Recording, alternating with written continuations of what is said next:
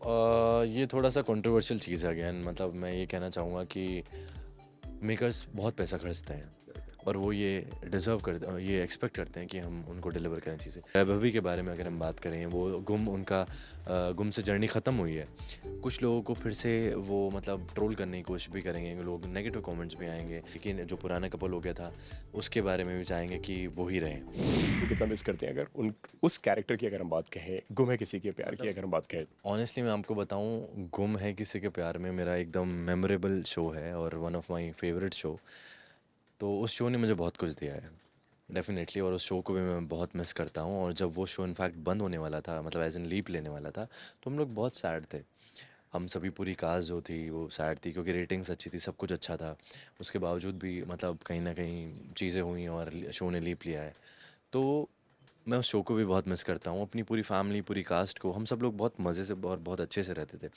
और हम लोगों ने जो एक जर्नी स्टार्ट करी थी वो डे वन से ठक्कर फैमिली ने जो स्टार्ट करी, तो हम लोग सब एक दूसरे के साथ थे। जैसे शो में मैं अभी बीच में आया हूँ, तो अभी मैं इन लोगों के साथ जेलअप हो रहा हूँ। वहाँ पे हम लोगों ने स्टार्ट से स्टार्ट किया था। तो वहाँ पे एक मतलब उस शो की वाइब डिफरेंट है।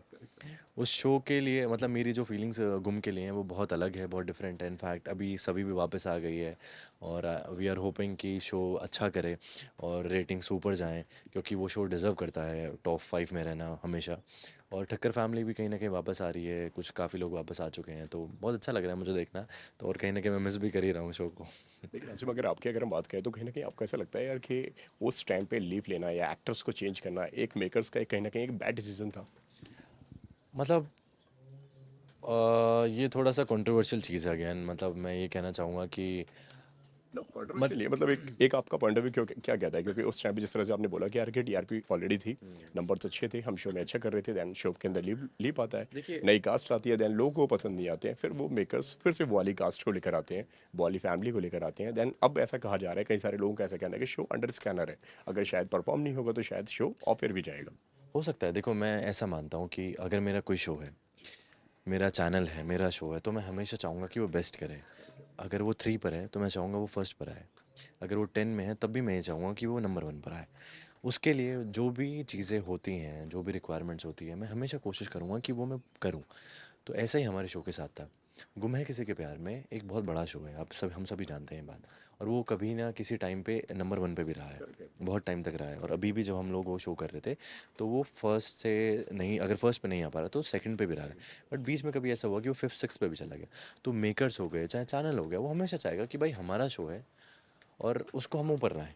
लेकिन उसके लिए जो भी चीज़ें वो करना उनको बेहतर लगता है वो करने की कोशिश करते हैं। उन्होंने एक डिसीज़न लिया, उन्हें लगा कि हम लीप लेते हैं, शायद ये चीज़ें नहीं वर्कआउट कर रही हैं, इससे हो सकता है वो बढ़ जाए।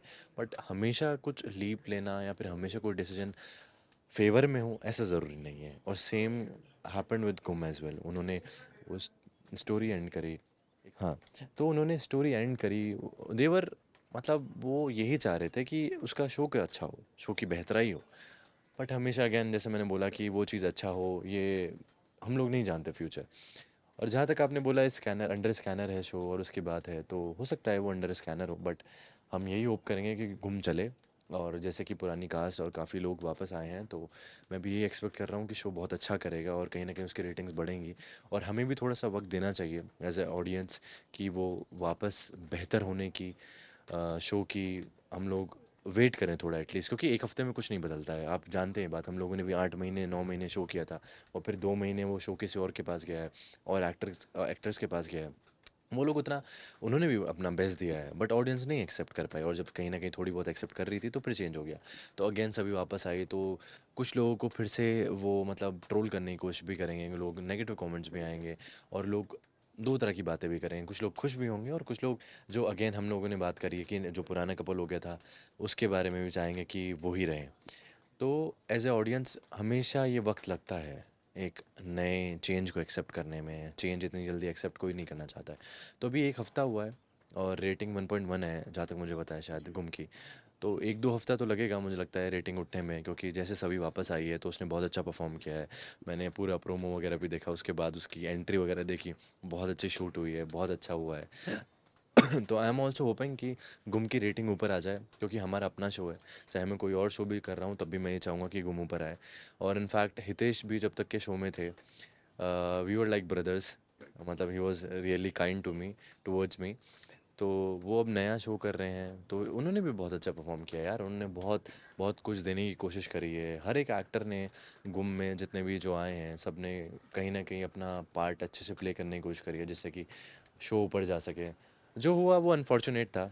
हो सकता है कि वो एक बैड डिसीजन हो, बट हमेशा मैं वही कहूँगा कि मेकर्स जो हैं, हमारे जो प्रोड्यूसर्स हैं, और जो हमारा चैनल है स्टार प्लस, जो जिसके लिए मैं शो कर रहा था, वो ये चाहते हैं कि हमारा शो अच्छा करे। क्योंकि मैंने बहुत लोगों के मुंह से सुना है कि वो हमेशा बोलते हैं कि हमारा शो हमारे बच्चे की तरह होता है।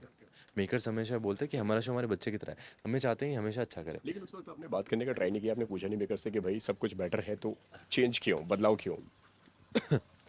कहीं न कहीं सब लोगों ने मतलब कोशिश भी करी। देखो, मैं आपको ऑनेस्टली बताऊँ कोई तो ये, बात हुई थी आपकी उस वक्त नहीं, मेकर से? ऑनेस्टली हम लोगों का भी यही रिएक्शन था कि अच्छा, हम लोगों को बहुत लेट पता चला, और हम सभी का बहुत शॉकिंग रिएक्शन था कि लीप कैसे ले रहे हैं। 2.1 टीआरपी थी एग्जैक्टली, जो मुझे याद है। और इनफैक्ट अगर हम बात करें एंड की, जब हम लोग क्लाइमैक्स शूट कर रहे थे, तो वो 2.3 से शुरुआत हुआ था वो वीक, और वो 2.8 तक गया था उसका लास्ट एपिसोड, तो which is also a very good TRP. But still, मतलब वो अनफॉर्चुनेटली उन्होंने लीप लिया और वो चीज़ें हुई, तो उसके बारे में कुछ क्या ही कहें हम। It is what it is. और वही है कि यार हम सभी चाहते हैं कि शो अच्छा करे, तो उन्होंने भी ऐसे कुछ सोचा होगा कि यार शो अच्छा करे और कुछ चेंजेस शायद उसकी बेहतराई के लिए हो सकें। बट लेकिन आसिम, कहीं ना कहीं आपको ऐसा नहीं लगता है कि आर्टिस्ट जो होते हैं, वो कहीं ना कहीं एक सॉफ्ट टारगेट होते हैं? जब चाहो आप उन्हें काम दे दो, जब चाहो आप उन्हें काम से निकाल दो। एंड जिस तरह से अभी साबिक की एंट्री हुई है, किसी और एक्ट्रेस की वहाँ से एग्जिट हुई है, एंड जाहिर सी बात है कि उनको भी लगा होगा कि उनका कैरेक्टर लंबा चलेगा, उनका शो लंबा चलेगा। देखिए, देन उनकी वहाँ पे डेथ दिखा दी गई, उनकी वहाँ पे एग्जिट करा दी गई, देन साबिक को वो दोबारा लेकर आ गए हैं। देखिए सर, मैं आपको इस बात में एक ही बात कहना चाहूँगा। जब मैंने शो ज्वाइन किया था और एक एक डेढ़ महीना हुआ था, तो हम 3 लोग बैठे हुए थे। मैं था, पंकज सर थे जो हमारे हेड ऑफ़ प्रोडक्शन हैं, पंकज कौशिक जी। वो बहुत अच्छे इंसान हैं, तो मेरी काफ़ी उनसे बातचीत होती थी। सॉरी। और हितेश भाई बैठे हुए थे, तो हम तीनों जब बैठे हुए थे, हम तीनों ऐसी बात कर रहे थे, तो हितेश भाई ने एक बहुत अच्छी बात मुझे बोली थी। उन्होंने कहा था कि जिस दिन मैं आसम यहाँ पे आ रहा था ना, उस दिन शक्ति जी वापस जा रहे थे, शक्ति भाई वापस जा रहे थे, और मैं एंटर कर रहा था। तो उन्होंने कहा कि एक दिन मुझे पता था कि ये ऐसा होगा कि मैं वापस जा रहा हूँ और कोई तीसरा इंसान एंटर कर रहा होगा। तो उन्होंने ये बोला था कि हमेशा एज एन आर्टिस्ट आपको रेडी रहना पड़ता है इस चीज़ के लिए, और ये यही शायद आर्टिस्ट की एक जर्नी है, जो कि कहीं ना कहीं मतलब थोड़ा है, थोड़ा बुरा है एक आर्टिस्ट के लिए, अगर आप चाहो तो। अगर आप ये देखो तो बुरा भी फील होता है इस बारे में सोच करके, और ऐसे रातों रात रिप्लेस हो जाना, या फिर रातों रात हम लोगों के साथ, किसी भी आर्टिस्ट के साथ ऐसा हो कि लीप आ जाए, कोई भी चीज़ आए, तो ये थोड़ा अनफॉर्चुनेट है। बट एक एक्टर की लाइफ यही है, एक एक्टर को रिजेक्शन झेलने पड़ते हैं, एक एक्टर को ऑन सेट भी बहुत चीज़ें झेलनी पड़ती है। एक्टर्स के हाथ में सिर्फ और सिर्फ परफॉर्म करना है, ना ही शो चलाना, ना ही शो के डिसीजन लेना, और ना ही ये ली कोई भी चीज़ कंट्रोल एक्टर नहीं करता है।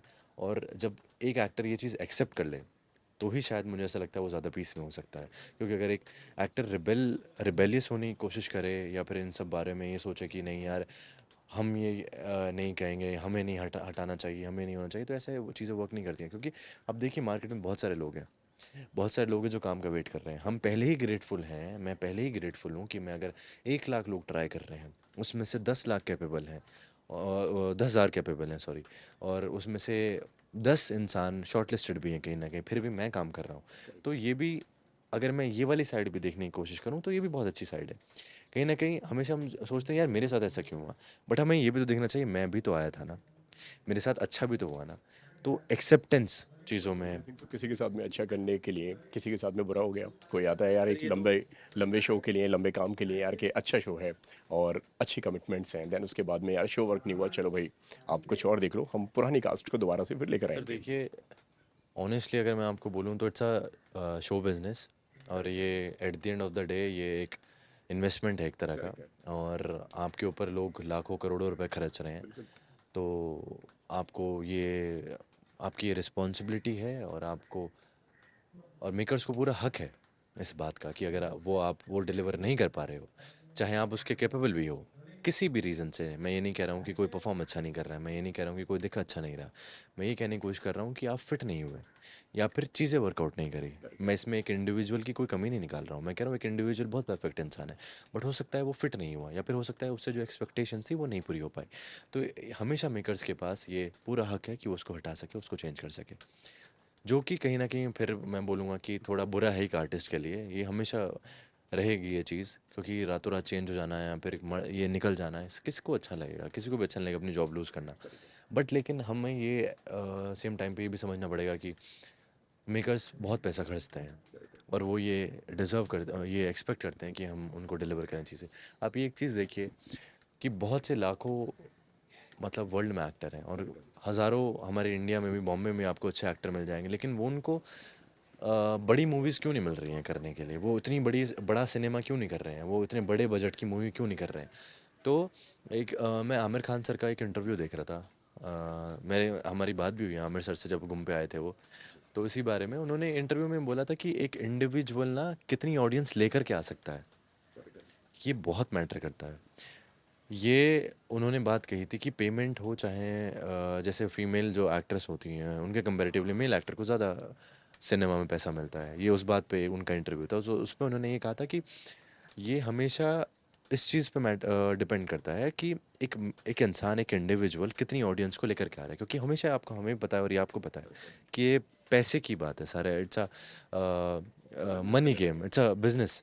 तो एक इंडिविजुअल कितना आपको वापस से कमा करके दे रहा है, कितनी ऑडियंस ला रहा है, क्योंकि आज के टाइम में स्टोरी सेकेंडरी हो गई है। आज के टाइम में परफॉर्मेंस सेकेंडरी हो गया, आपको ये बात पता है। कौन देखने जा रहा है आज के टाइम में? हम लोग सब नाम के, किसी बड़े एक्टर के नाम से हम मूवी देखने के लिए जाते हैं। फैन फॉलोइंग ज़्यादा फैन इट्स। फॉलोइंग, फैंडम, मतलब अब सलमान सर हैं, सलमान खान सर हमारे इतने बड़े सुपरस्टार हैं इंडिया के पूरे, सभी को पता है, वर्ल्ड ग्लोबल स्टार हैं वो। उनके नाम से अगर वो किसी मूवी में उनकी प्रेजेंस, छोटी सी भी प्रेजेंस है, तो एक बहुत लार्ज नंबर ऑफ ऑडियंस उनको देखने के लिए जाती है। चाहे वो उनकी शाहरुख ऑडियंस तो चाहे जुड़ वो ही जाती शाहरुख है। खान हो, चाहे वो कोई भी हो, जैसे रणबीर कपूर है, he is my favourite actor. तो उनसे एक प्रॉमिसिंग परफॉर्मेंस हमेशा लोग एक्सपेक्ट करते हैं, तो उन्हीं के उसी नाम पे लोग देखने जाते हैं। तो सेम गोज़ विद मतलब with the TV as well, कि अगर किसी एक एक्टर को, हम बड़े एक्टर को अपने शो में लेकर के आते हैं, तो हम उससे एक्सपेक्ट करते हैं कि वो अपने साथ एक ऑडियंस और लेकर के आ रहे हैं। और ये ऐसा होता भी है, किसी भी एक इंडिविजुअल के आने से जिसकी फ़ैन फॉलोइंग बहुत स्ट्रांग होती है, शो हमेशा ऊपर जाता है। भाविका है, जैसे भाविका शर्मा की बहुत स्ट्रांग फ़ैन फॉलोइंग है, और गुम से मतलब डे वन से वो सभी का कैरेक्टर वहाँ पे रहा है। और सभी, मुझे ऐसा लगता है, गुम के लिए भी बहुत इंपॉर्टेंट है, क्योंकि जब वो फर्स्ट सीज़न था तो वो बच्ची का कैरेक्टर था सभी का वहाँ पे, और थ्रू आउट अभी जो लीप हुआ था तो सभी का कैरेक्टर ख़त्म हुआ था, तो कहीं ना कहीं लोग, ऑडियंस जुड़े हुए थे सभी के कैरेक्टर से। और मुझे ऐसा लगता है कि सभी अगर वापस आई है तो रेटिंग्स बेटर होंगी। और मैं ये ही कहना चाहूँगा कि जब भी कोई एक्टर रिप्लेस होता है, जब भी किसी की एक कहानी का अंत होता है, वो हमारा भी हुआ है, वो किसी और का भी हुआ है। हमें भी आज कल बुरा लगा था, आज किसी और को बुरा लग रहा होगा। बट हमेशा जब एक चीज़ का अंत होता है तो एक अच्छी चीज़ की शुरुआत भी होती है, चाहे वो मेरे लिए हो, चाहे वो किसी और के लिए हो। मैं गुम से निकला, मैंने वेब किया, मैंने काम किया, और उसके बाद मैं अभी ये शो कर रहा हूँ, ये बड़ा कैरेक्टर कर रहा हूँ, अच्छा कर रहा हूँ, लोग मुझे यहाँ पे पसंद कर रहे हैं। तो कहीं से कहीं जो कहीं ना कहीं ये है कि जब किसी चीज़ का अंत होता है तो एक अच्छी शुरुआत भी होती है। तो जैसे कि वैभवी के बारे में अगर हम बात करें, वो गुम, उनका गुम से जर्नी ख़त्म हुई है, तो इंशाल्लाह मैं कहीं ना कहीं उनके लिए भी दुआ करूँगा, और मैं ये ही चाहूँगा कि उनको एक कहीं एक और बड़ा शो मिले, एक और अच्छी उनकी नई जर्नी शुरू हो, क्योंकि ये ज़िंदगी का अंत नहीं है, ये एक्टिंग का अंत नहीं है, एक शो की शायद कहीं ना कहीं आपकी एंडिंग है। और इसके बाद मैं हम लोग यही चाहेंगे कि हर वो आर्टिस्ट जो एक शो से ख़त्म, शो से सॉरी, शो जिसका ख़त्म होता है, जो शो का पार्ट नहीं है अब, वो आगे जाकर कुछ बेहतर करे, वो आगे कहीं ना कहीं किसी अच्छे शो में दिखे। ये जर्नी का एंड नहीं है, एक शो का एंड है। तो मेरा मैसेज भी सभी एक्टर के लिए यही होगा जो किसी भी शो से रिप्लेस हों, या फिर किसी भी स्टोरी का जिनका स्टोरी में एंड हो, तो ये ज़िंदगी का एंड नहीं है, ये एक्टिंग का एंड नहीं है। ये सिर्फ एक आपकी किताब का एक पन्ना था जो अब पन्ना पलट गया है। अब नया पन्ना लिखिए, नई शुरुआत कीजिए, और एक नई ज़िंदगी का मज़ा लीजिए। भाविका से कुछ बात हुई आपकी, कुछ मैसेज वगैरह किया आपने, या उनका कुछ मैसेज आया हो आपको? हाँ, डेफ़िनेटली, मैं मतलब मेरी बात होती रहती है। अभी ये जब वो वापस आने वाली थी तब भी मेरी उनसे बात हुई थी। उन्होंने बताया था कि ऐसी बात चल रही है शो में वापस आने की। तो मैंने उन्हें ऑल द बेस्ट भी बोला था, और इनफैक्ट अभी 2-4 दिन पहले मैं गुम के सेट पे भी गया था उनसे मिलने के लिए। अच्छा, तो आप गए थे वहाँ पे मिलने? हाँ, मैं 2-3 बार अभी गया हूँ रिसेंटली। और वो वापस से जो अपना कैरेक्टर प्ले कर रही हैं पुलिस वाले का, आईपीएस का, बहुत अच्छा भी कर रही हैं। और कहीं न कहीं उनका जो पहले वाला शो था, उनका पहला जो शो था क्या नाम था? Madam sir. Madam sir, exactly madam sir. तो मैडम सर की रिजेम्बलेंस भी कहीं ना कहीं थोड़ी बहुत मुझे देखने के लिए मिली। तो अच्छा है यार, भाविका एक बहुत अच्छी एक्टर है, और उससे ज़्यादा अच्छी वो एक बहुत इंसान भी है। और मैं ऑनेस्टली अगर उनके बारे में आपको बताऊं तो जब मैं घूमने नया आया था तो मैं दिल्ली से इसी शो के लिए शिफ्ट हुआ था, और मैं बहुत नया था सेट पे, मैं किसी को जानता नहीं था, मैं बॉम्बे में बहुत नया था, तो तब भी उन्होंने मेरी बहुत हेल्प करी है। इनफैक्ट हमेशा वो मुझे बहुत अच्छे से ट्रीट करती थी। वो बहुत वेल मैनर्ड इंसान है, और उनके बारे में एक बहुत अच्छी अच्छी बात यह है कि वो हमेशा बड़े हों या छोटे हों उनको बहुत अच्छे से ट्रीट करती हैं। तो उनको ये चीज़ बहुत पसंद है कि एक इंसान बाकी लोगों के साथ कैसा है, बाकी लोगों को कैसे ट्रीट करता है। नाज़िम, जिस तरह से आप बता रहे हैं कि मतलब कि उनका ट्रीटमेंट बहुत अच्छा है, वो बहुत अच्छे से बात करती हैं, बहुत अच्छे से सबके साथ में रहती हैं। फिर ऐसे रूमर्स कहाँ से आ जाते हैं जहाँ पे जो कहते हैं कि भाविका का ट्रीटमेंट सेट पर अच्छा नहीं है, नहीं, बिहेवियर अच्छा नहीं है, और को एक्टर्स के प्रति वो साथ में उनका उठना बैठना ठीक नहीं है। अगर आपने देखिए, कुछ इस तरह की बातें सुनी हो, ये भी कहीं सुनी बिल्कुल बातें हैं। मैं एक साल उस सेट पे रहा हूँ, तो बिल्कुल मुझे हर चीज़ के बारे में अवेयर हूँ। तो ऐसा तो दूर दूर तक मुझे कहीं नहीं लगता कि भाविका किसी को एक्टर के साथ अच्छी नहीं है, क्योंकि वो सबके साथ ही बहुत अच्छी हैं। और सेट पे देखो, हम किसी सेट पर होते हैं, वहाँ पे आपको पता है कितनी बड़ी यूनिट होती है, कितने लोग होते हैं, 25 से ज़्यादा कैरेक्टर्स थे गुम में।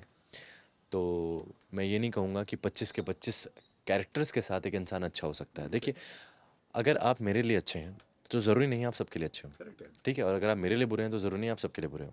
बट मैं यहाँ पे ये बात आपको बता दूँ, वो बुरी किसी के लिए नहीं वो थी। मैंने भी वहाँ पे मैं गया, मैंने भी कभी ये चीज़ उनके अंदर कभी ये फ़ील नहीं की है, और बहुत मुश्किल है हर इंसान के लिए एक सा हो पाना। यार आपको एक चीज़ और भी समझने की ज़रूरत है, आपको एक चीज़ और समझनी चाहिए कि एक एक्टर जिसके ऊपर इतनी बड़ी रिस्पॉन्सिबिलिटी हो, चाहे वो हितेश भाई हो, चाहे वो भाविका हो, चाहे वो किसी भी शो का लीड हो, उसके ऊपर इतनी रिस्पॉन्सिबिलिटी होती है, उसके ऊपर इतने सारे सीन्स होते हैं करना, उसके ऊपर इतना प्रेशर होता है, चैनल होता है, प्रोड्यूसर्स होते हैं, डायरेक्टर होता है, उसके साथ बहुत सारी चीज़ें होती हैं। उसका दिमाग हमेशा खिलखिलाता रहे, हमेशा अच्छे मूड में रहे, ये बहुत मुश्किल होता है। इनफैक्ट फिर भी हमारे जो लीड एक्टर्स हैं, चाहे वो भाविका हो, चाहे वो हितेश भाई थे, ये लोग फिर भी कोशिश करते थे कि सबके साथ बहुत वेलकमिंग रहे। और आप सोचो 200 लोगों की यूनिट में हर किसी के साथ अच्छा रहना, हर हर किसी के साथ हमेशा अच्छे से रहना मुश्किल होता है, बट फिर भी वो लोग हमेशा अच्छे थे। उनको अगर कोई कभी कोई प्रॉब्लम हुई है, या फिर वो कभी उनका मूड ठीक नहीं है, कुछ भी, वो हमेशा यार अपने रूम में जा के अकेले बैठते थे, कभी किसी को कुछ बुरा नहीं कहा। मेरे साथ हितेश भाई बहुत ही अच्छे थे, मेरे साथ भाविका बहुत अच्छी थी, और मेरे साथ क्या, मेरे जितने भी बाकी को एक्टर्स हैं सबके साथ भाविका बहुत अच्छी है। और मैं इसलिए नहीं कह रहा हूँ क्योंकि वो मेरी दोस्त है, या फिर वो मेरी को एक्टर थी, मैं इसलिए भी कह रहा हूँ क्योंकि जेनुअनली वो बात जो सच है वो डिलीवर होनी चाहिए, ठीक है? तो छोटे मोटे देखो, बात आर्ग्यूमेंट्स चीज़ें या फिर छोटी मोटी नोक झोंक हर जगह होती है। उस चीज़ को हाईलाइट करना, या फिर उस चीज़ को ये कहना कि वो इंसान अच्छा नहीं है, या फिर वो ये र्यूमर्स हैं कि वो अच्छे से ट्रीट नहीं करती हैं, तो ये बिल्कुल गलत होगा। और मैं इस बात पे ये कहना चाहूँगा कि चाहे ये मैं हूँ, चाहे मैं बाकी कोई को एक्टर हूँ, वो सब आपको एक सेम ही बात बोलेंगे कि हम पूरी फैमिली जो थी, जो ये सीज़न था, सब बहुत अच्छे थे, सबकी बहुत जमती थी। इनफैक्ट हम लोग तो बहुत पार्टीज़ भी करते थे, मतलब हम लोग सभी मिल करके बहुत घूमते भी थे, जब जब भी फ्री टाइम होता था हम लोग चिल करते थे, सेट पे हो चाहे कहीं भी हो। तो एक बहुत अच्छा फ्रेंडली माहौल था। और यार, अभी जैसे मैं अच्छे मूड में हूँ, और आपने मुझसे पूछा बाइट करने के लिए या कुछ भी स्टोरी के लिए, तो मैं आपके पास एकदम हंसते खिलखिलाते आ गया। अभी अगर मेरा मूड नहीं अच्छा होता, कि सेट पे कोई चीज़ हुई, मान लो मेरा सीन अच्छा नहीं हुआ, मैं आपको बोल देता सर यार अभी नहीं प्लीज़, मैं बाद में करता हूँ। तो इस चीज़ को आप कैसे डिलीवर करोगे आगे? आप इसको ये बोल सकते हो यार वो तो बहुत एरोगेंट है, हो सकती है ये चीज़। हो सकता है, तो सही बात कहीं है। ना कहीं हर चीज़ के दो पर्सपेक्टिव होते हैं सर। तो मैं ये बोलूँगा यार, she was really nice with me and with the directors and with the makers, with the co actors, in fact with the spot, चाहे वो हेयर वाले हों कुछ भी हों, वो सभी के साथ अच्छी थी। बट आप एट द सेम टाइम हमें ये भी समझना होगा, एक एक्टर के ऊपर बहुत सारी रिस्पॉन्सिबिलिटी होती है, वो हर किसी को हमेशा उतना एंटरटेन करें ये थोड़ा मुश्किल है, ये फैक्ट है। क्या लकी दोबारा नजर आ सकते हैं गुमे किसी के प्यार में आफ्टर देख लीप? देखिए, बाकी फैमिली तो आ गई है, और मैं जहाँ तक मैंने अपना इंस्टाग्राम और यूट्यूब देखा है, बहुत लोग मिस भी कर रहे हैं लकी को, लकी के चाम को, लकी द बैड बॉय। तो अभी मैं मिला था, मम्मी से मिल के आया था, जो भाग्यश्री मैम है हमारा, जो मम्मी का जो कैरेक्टर प्ले करी थी, तारा से मिल के आया था, भाविका से मिल के आया था, अपने डायरेक्टर से मिल के आया था। सभी मिस तो कर रहे हैं। इनफैक्ट मुझे भी, मेरी जहाँ तक बात हुई है, तो हो सकता है शायद लकी वापस आए, लकी का कैरेक्टर वापस आए। और अभी जैसे कि मैं ये शो कर रहा हूँ, तो इसके होते हुए थोड़ा मैनेज करना मेरे लिए मुश्किल होगा, बट मतलब वी नेवर नो कि क्या हो सकता है क्या नहीं हो सकता, क्योंकि यहाँ पे भी मैं अपने जितने डेज़ दे रहा हूँ और मेरा सेट भी पास में ही है, तो आई एम ऑल्सो होपिंग कि मे बी दैट लकी का कैरेक्टर वापस आए। और हो सकता है कि अगर आया तो इंशाल्लाह I will try my level best to entertain the audience again, और I will try to deliver whatever they expect from me. But एक साथ 2 शो कर पाना ईज़ी होता है एक एक्टर के लिए? बहुत मुश्किल होता है यार मतलब definitely it's a difficult task, but again आपको एक बेहतर कोऑर्डिनेशन चाहिए होता है अपने दोनों प्रोडक्शन हाउसेस से। बट एक चीज़ होती है, जब हम कोई लीड कैरेक्टर प्ले कर रहे होते हैं तो हमारे पूरे दिन में सीन होते हैं, बट अब जब हम कोई पैरेलल लीड कर रहे होते हैं तो हमारे उतने सीन्स नहीं होते हैं। जैसे कि मेरे रोहित के जो यहाँ पे सीन रहते हैं वो मेरे 2-3 दिन के सीन होते हैं, उसके बाद मैं यूजुअली फ्री हो जाता हूँ। और लकी के भी वहाँ पे जैसे होते हैं तो लकी के भी 2-3 सीन होते हैं, उसके बाद मैं यूजुअली वहाँ पे फ्री हो जाता था। तो अगर आप मैनेज करना चाहें तो मुश्किल कुछ नहीं है, इधर ही है, घूम का सेट भी सामने ही, फिल्म सिटी सामने ही है। तो इंशाल्लाह अगर सब चीज़ें बेहतर रही तो I would love to play the character of Lucky again. And definitely hard working तो मैं हूँ, और मैं पीछे नहीं हटूंगा दोनों शोज़ को मैनेज करने के लिए या फिर हार्ड वर्क करने के लिए। ऐसा कहा जा रहा था कि हितेश की भी वहाँ पे एंट्री हो सकती थी पहले, फिर उन्होंने कहा शायद मैं अवेलेबल नहीं हूँ, या उन्होंने कुछ और साइन कर लिया है। हितेश भाई जो हैं वो दूसरा शो कर रहे हैं सोनी का, जहाँ तक अभी डाकनी। जहाँ तक मुझे पता है कि वो दूसरा शो कर रहे हैं, तो वो ही वॉज राइट कि वो अवेलेबल नहीं है। अदरवाइज़ मतलब मुझे इस बारे में प्रॉपर इन्फॉर्मेशन नहीं है कि उन्होंने क्या बोला है, बट जितना मुझे पता है उनको भी गुम से बहुत लगाव उनसे है। यहाँ पे किसी ने पूछा कि आप दोबारा फिर से शो के अंदर नजर आने वाले हैं, तो उन्होंने बोला कि यार कि मैं तो अभी कुछ और कर रहा हूँ। तो उन्होंने ये नहीं बोला कि शायद उनको अप्रोच किया गया था या नहीं किया गया था। तो ऐसा होता है सर, जब आप ऑलरेडी कोई दूसरा शो साइन कर चुके होते हो और आप ऑलरेडी कोई दूसरा शो कर रहे होते हो, तो ये बात मार्केट में ऑलरेडी होती है। जैसे कि अगर मैं ये शो नहीं कर रहा होता तो मुझे डायरेक्टली पहले ही कॉल आ गया था, यू आर अवेलेबल, ठक्कर्स को हम बुला रहे हैं, आप वापस आ जाइए। बट अगर मैं शो कर रहा हूँ तो they will ask me will you be able to manage और नॉट। बट अगर हितेश की बात हो, हितेश भाई की बात हो, तो वो नहीं मैनेज कर पाएंगे। वो प्रॉपर एक लीड में नया शो कर रहे हैं, तो उनके लिए तो मैनेज करना मुश्किल है, और फिर वो इधर भी मैनेज नहीं कर पाएंगे, तो ये तो इम्पॉसिबल टास्क है। तो अब जब इंसान कोई नया शो कर रहा है तो वो मतलब कैसे ही आएगा। बट जहाँ तक मुझे पता है कि उनको भी गुम से बहुत प्यार था, और अगर वो नहीं कोई शो कर रहे होते तो शायद वो कंसिडर करते वापस आना।